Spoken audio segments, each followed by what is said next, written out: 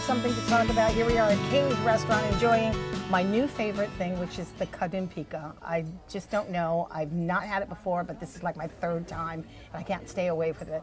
And I'm glad that I'm eating something in front of Dr. Tanisha Aflagui from the University of Guam.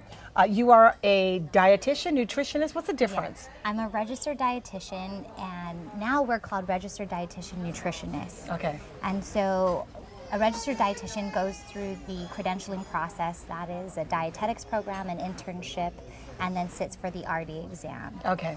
Nutritionists doesn't necessarily imply that there's that much rigor in their education or training.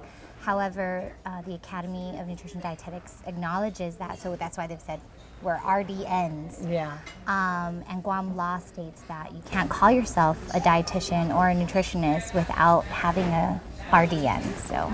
Oh, really? Really. Being registered. Right. Wow, that's Yeah. pretty cool.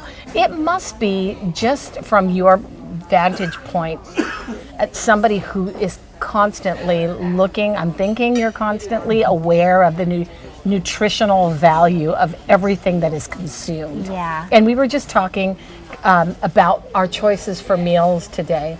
And, you know, I've always, listen, I'm 59 years old. I have a very good diet, I believe.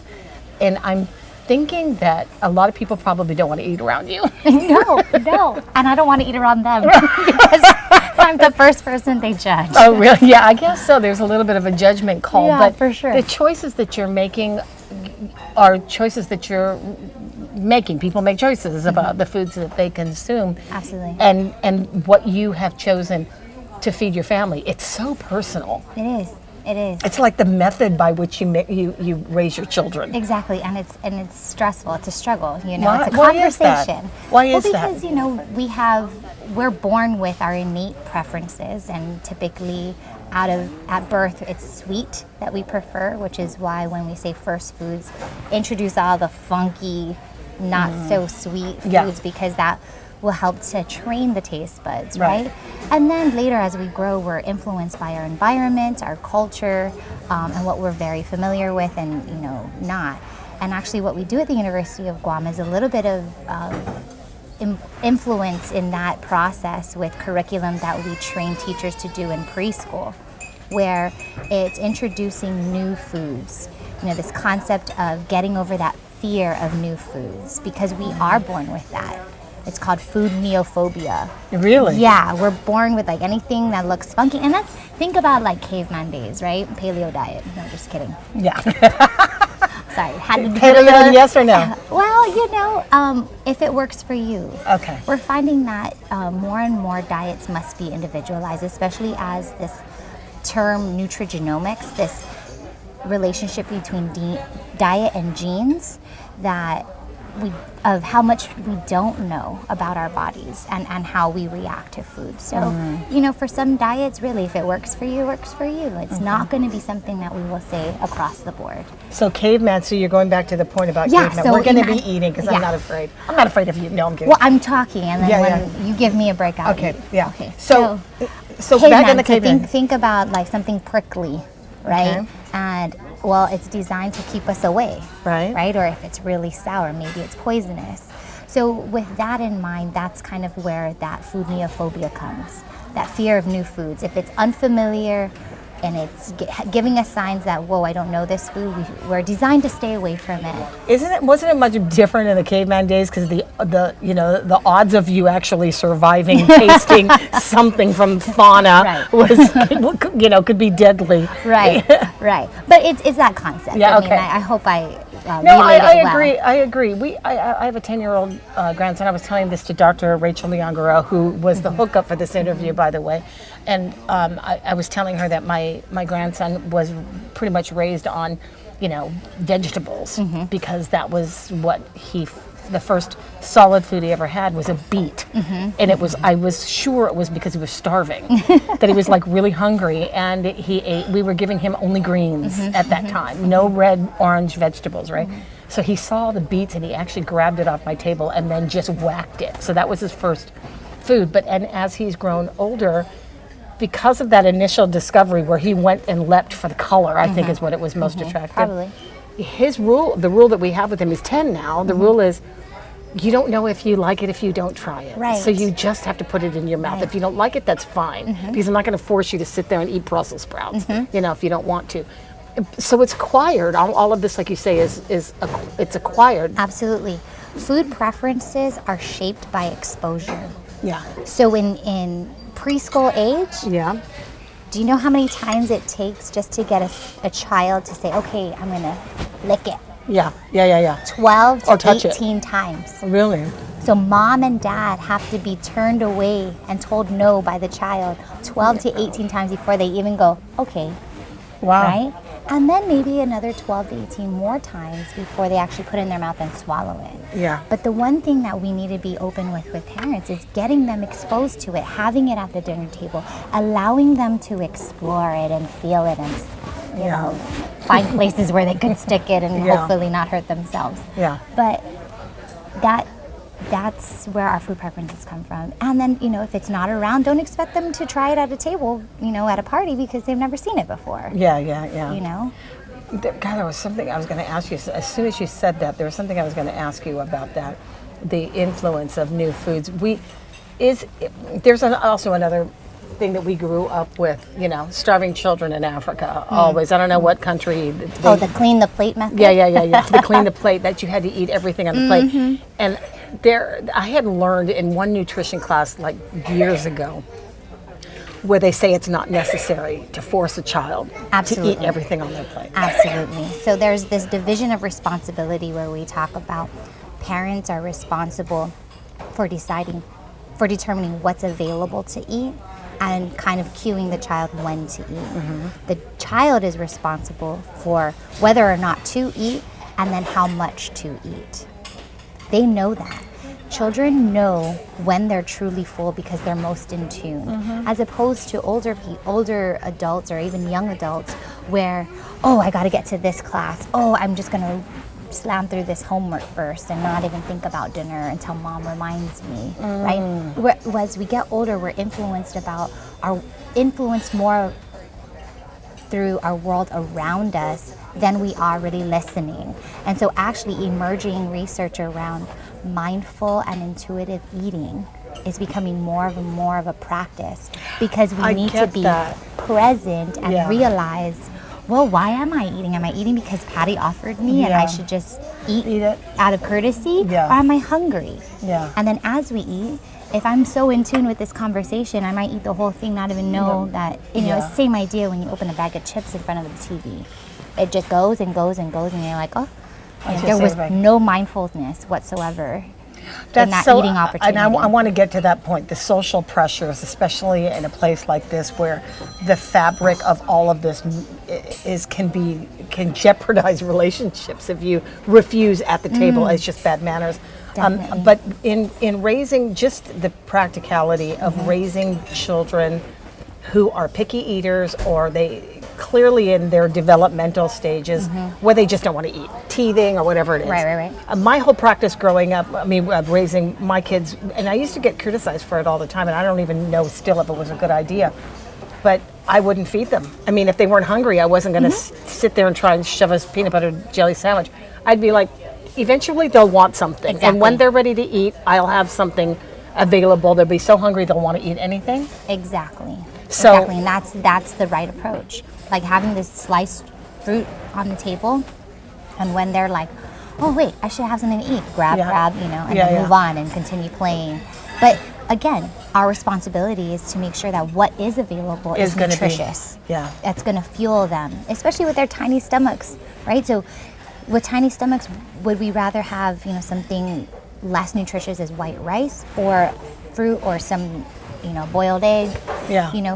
Pack it in the small amounts, because every bang, more bang for your buck, more bang for your bite, basically, especially when we're dealing with tiny stomachs like so children. you've been a part of this program that won recognition, right? From NEFI, is that what it's called? NEFA. Yeah, National Institute of Food and Agriculture. Okay, which won recognition for I don't know how long it took to do this research on child obesity on Guam. It was called CHILL. CHILL. Yeah, Children's Healthy Living Project. It actually was a consortium or many islands involved, many jurisdictions. The main principal investigator was from Hawaii. And so Guam, Saipan, American Samoa, Micronesia, Alaska, all dealing with indigenous peoples and having a similar foodscape, right?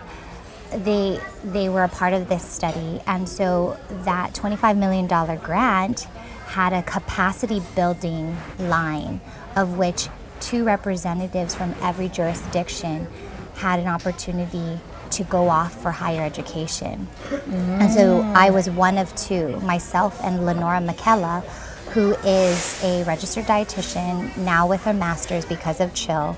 She has her private practice, and she actually does the mindful and intuitive eating practice. But we were the 2 that went off, and one of the conditions were we returned to our home jurisdiction, and we do good things. Wow. You know? Well, I tell you, we're going to take a break, and when we come back, I want to ask you about that. Some of the pressures, the cultural pressures, and then the psychological impact that something like this has on people's entire lives, that they have suffered their entire lives, people who have died because of their fear of eating, right? We'll talk about that and much more. We're with Dr. Tanisha Appleby. We'll be right back.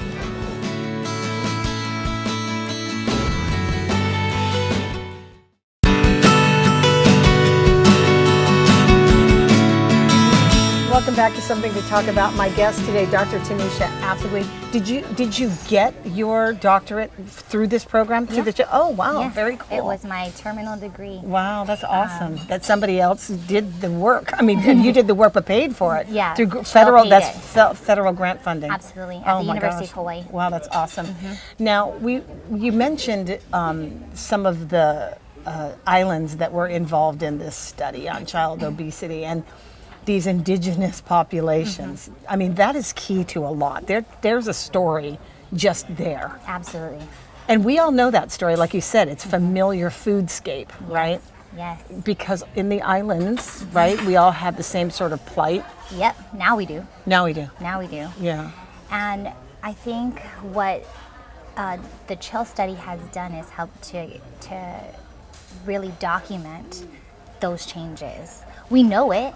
We know we've shifted away from a traditional diet from land and sea to processed and canned. We know that just by our associations with one another and our different family gatherings, we can see what's being brought.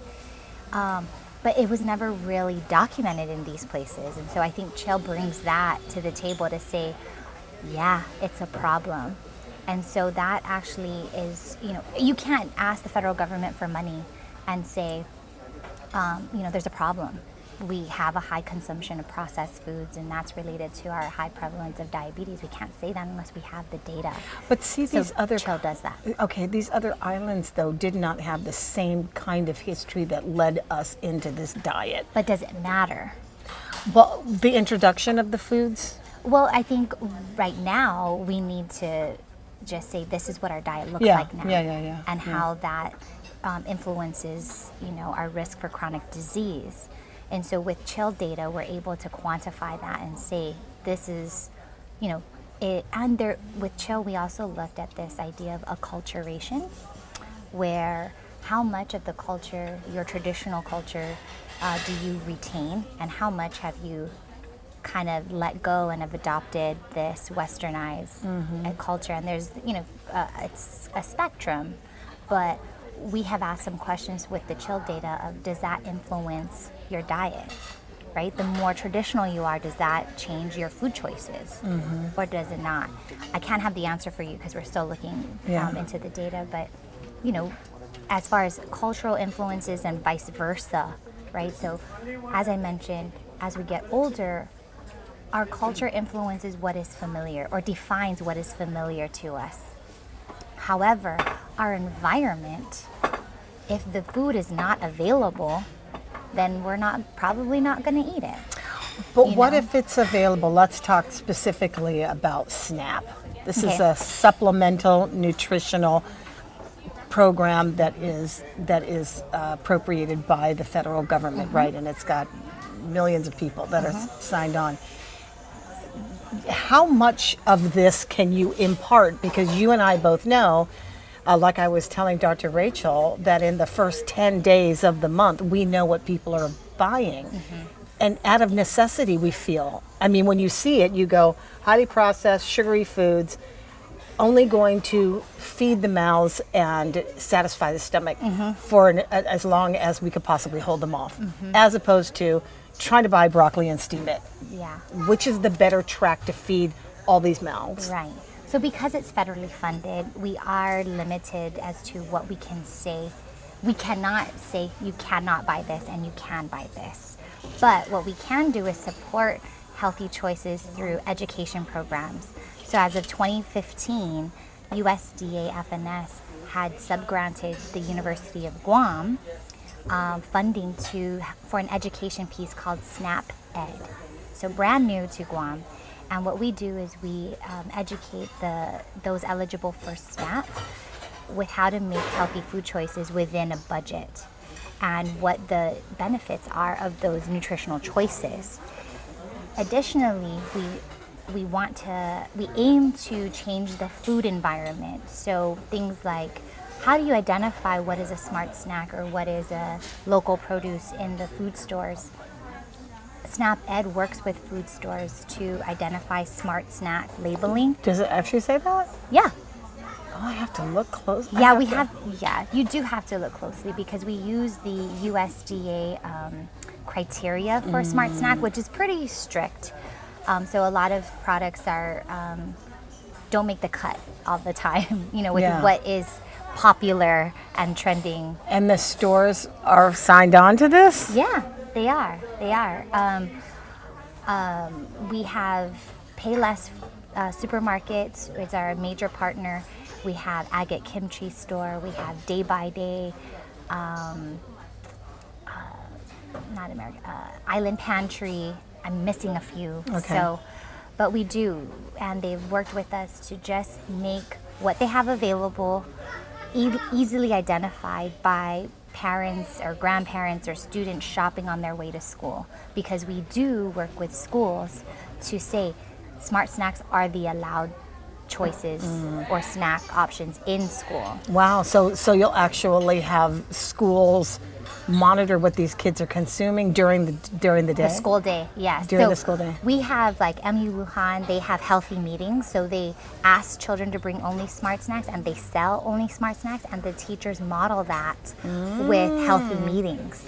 Does DOE, do they do enough though? I mean, I know that during the Healthy Initiative campaign with Michelle Obama, you could not have found more people who were understanding what their food choices were than when that was introduced. And at that time, there were also new provisions, rules and regulations on what can be served. Right. But Guam was limited in what it could do because they couldn't do for every school. They couldn't follow the same plan that they did for maybe like the pilot school of Ukuru that had the salad bar. Remember that? It's like, why can't we have a salad bar at every school? It just wasn't feasible for them to be able to do that, and they had to make sure that they weren't throwing away a lot of food. Exactly, because that happened across the nation. Guam, it wasn't unique to Guam. That happened across the nation when they introduced salad bars. They were having more food waste. But DOE does have to follow the USDA guidelines for school lunch and school breakfast programs. So there is a nutrient criteria that they follow, but how they fill that criteria and meet that criteria is what is available to their contracted vendor as well as their DOE cafeterias. How difficult is it? I mean, kids are so great and impressionable. They suck this up like sponges. And then they go home and they have like this new sense of confidence that they know what they're talking about. They love to push adults around, right? Yes. Yeah. So how does that message get to the parents, and in what way? Well, the one thing we try to do is get the parents involved in how the school operationalizes the messages. So one of our campaigns is called 521 Almost None. 5 stands for get 5 fruits and vegetables a day. Aim for no more than 2 hours of screen time. Get 1 hour physical activity, active play, and aim for almost no sugary beverages. So parents, like Ordet Chalampago Elementary School, shout outs to the nurse Leia, she has involved the PTO, and they've incorporated the message of having a kindergarten fruit and vegetable incentive program. So kids get rewarded for eating the fruits and vegetables in the cafeteria, and she monitors that. They have local produce promoted during Chamorro Month in March. And so that's kind of our role in SNAP-Ed and our initiatives, is finding the champion in the community and having them lead the way. And when they do that, we have the message get home to parents, because the parents are involved. But most of the action is taking place inside these markets. Are there I don't know, partnerships with these markets that discount certain foods, or do they do that already under SNAP? Well, I think it's a matter of, there are actually mini grant programs through the federal government where you can get, it's called double bucks with your produce or shopping at a farmer's market. Unfortunately, Guam doesn't have that opportunity yet, but it is available. So subsidizing healthy food is in line and is an avenue to making fruits and vegetables more affordable. But the truth is, they're really actually, if you compare prices, excuse me, of canned products and then fruits and vegetables, you'll find fruits and vegetables are actually more affordable than canned goods. And because they have fiber, can make you feel fuller longer than any other canned product would. How hard was it you to raise your child and his food habits? Because they all go through that. Yeah, and I have to say it's challenging, and my husband has to forgive me, because he actually, we have diets on opposite sides of the spectrum. And so as my son was getting older, he was like, how come Dad doesn't have the vegetables on his plate? And then my husband would jokingly say, I ate them at work. no, I'm going green, I'm saving the trees. Oh my and God. I'm just like, oh, you're killing me. But I can't, it wasn't easy, but I have to say role modeling was my success. It's having it available, having it on his plate, whether he eats it or not, getting it on his plate. And then at a certain point, which actually was the impetus to my dissertation, at about 4 or 5, I said, why don't you try this escabeche that was on the table at my grandpa's house, right? And he goes, what's escabeche? Ew, no, right? And of course the fish head looks funky. And I said, that's chamorro. You're chamorro boy? And he goes, what's chamorro? You know, that was the realization that, oh my gosh, we don't grow up saying, oh, Patty, you know you're chamorro, right? You just grow up, and you eventually by your teens, you know you're chamorro. So I started, my dissertation was founded in this idea that if we introduce foods from a cultural perspective, we may have a greater behavior change in terms of having that association, right? So not only making it familiar, but also giving it that cultural perpetuity, right? Of keeping that going. It's personal identity. It's like identifying that you are so much different than a lot of other people. I really appreciate it. What an interesting conversation. Just too bad that we ran out of time, because I've always tried to have this conversation. I really I enjoy it. And I offered, an opportunity. I said, hey, anytime you guys want to talk about how to educate people on the right choices and that they can make, I'm down. I'm down. All I'm right. here. Thank you very much. Thank you. I appreciate you as well. Thank you for joining us here on Something to Talk About. See you next time.